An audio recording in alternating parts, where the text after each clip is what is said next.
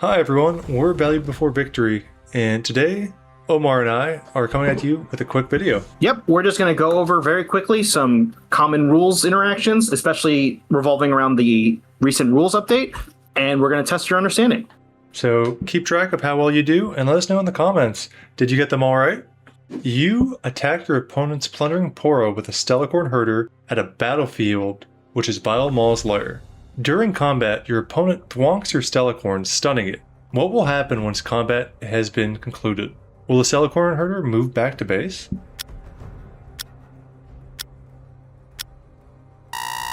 Well, what actually ends up happening is, even though the Stellarcorn Herder will be moved back to base by game mechanics, it's returned via a recall. What this means is that if a combat ends and units from both players are still controlled, the attacking units are sent back to base via a recall. Because this is not a move, Vile Maul's lair cannot stop it, but at the same token, because it's not a move, you will not draw a card off your Stellarcorn Herder.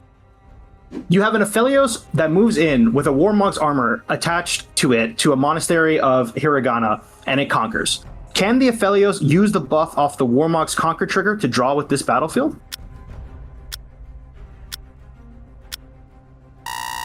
No, because of the recent rules update, for all May triggers, it is considered a mandatory cost if you want to put them on the chain. What this means is because you won't have the buff until after conquering, you will not be able to pay with that buff to put Monastery of Hiragana on the stack. You move to a battlefield with Overzealous Fan defending it. You plan to use Cannon Barrage from your hand before the Overzealous Fan can trigger to stop it from returning your unit to base. Is this possible?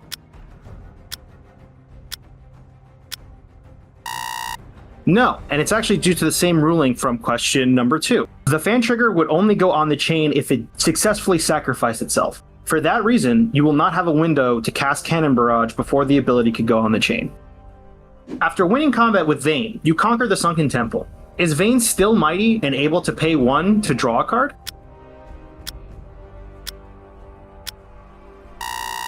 Because of the new rulings for the resolution of the combat step, Vayne would still be mighty as long as any triggers are on the stack.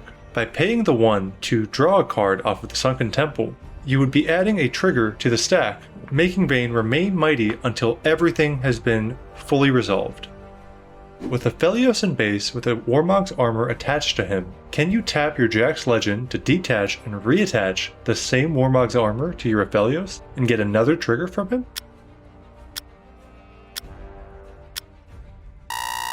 While you are able to use the Jax ability to attach an already attached equipment, it will not ever detach, so there will not be a new trigger from your Aphelios after performing this action.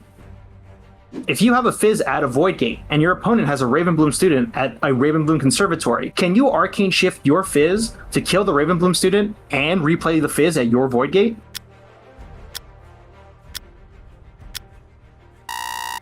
Because of how the rules have changed controlling a battlefield, you do not lose control until everything is off the chain. With the Arcane Shift staying on the chain until the Ravenbloom dies, you would be able to replay the Fizz as you'd maintain control of Void Gate.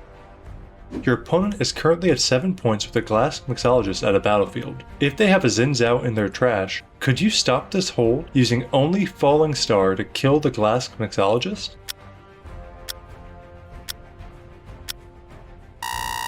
While Falling Star would kill the Glass Mixologist, since there is a Death Nail trigger added to the chain, your opponent would maintain control of the Treasure Hoard, allowing them to play Xin Zhao to that battlefield and hold for the final point.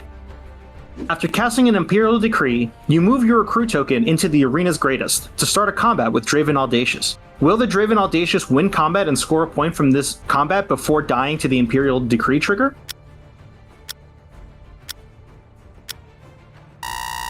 Draven will not win combat because of the rules changing in how combat resolves. For combat to be fully resolved, all triggers have to be off the stack, so the Imperial Decree trigger killing Draven would happen prior to the end of combat, thus meaning that no one wins this combat, as no units are remaining after the combat has been completed. Now we have a bonus question for question 9 from set 3. If your opponent controls a plundering Poro, Vex Cheerless at a battlefield, and they also have a hidden Wages of Pain at that same battlefield, if you cast Death from Below on plundering Poro, and they respond by killing off their plundering Poro with Wages of Pain, will you still get the reflexive trigger, allowing you to recast Death from Below after its played?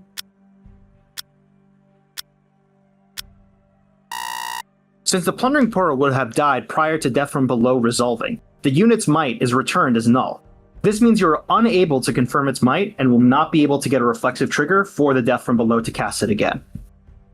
For our 10th and final question, we're doing a can you spot the lethal on this board? The situation is this. You have a glass mixologist at your Dusk Rose lab. Your opponent has a recruit at their Zon Warrens. Their Darius was just triggered, making it 7 might, and it moves into the Dusk Rose lab battlefield. You have a Karthus in base and 2 Xin Zhaos in your trash.